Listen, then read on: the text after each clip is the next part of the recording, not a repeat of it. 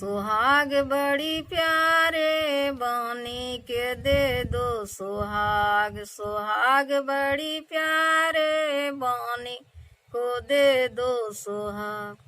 पहिले सोहागवा सीता के शोभे, सीता के शोभे राम सीता के शोभे।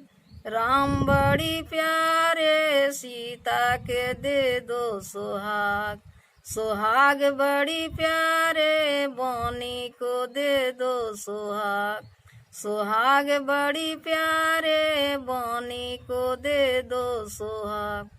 दूसरे सोहागवा गौरा के शोभे, गौरा के शोभे राम गौरा के शोभे। शंकर जी बड़ी प्यारे गौरा के दे दो सुहाग। सुहाग बड़ी प्यारे बनी को दे दो सुहाग। सुहाग बड़ी प्यारे बनी को दे दो सुहाग। तीसरे सोहागवा रिधि के शोभे, रिधि के शोभे राम रिधि के शोभे। गणेश बड़ी प्यारे रिधि को दे दो सुहाग। सुहाग बड़ी प्यारे बनी को दे दो सुहाग। सुहाग बड़ी प्यारे बनी के दे दो सुहाग।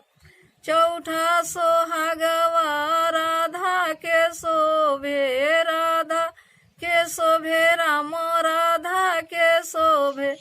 कृष्ण बड़ी प्यारे राधा के दे दो सुहाग।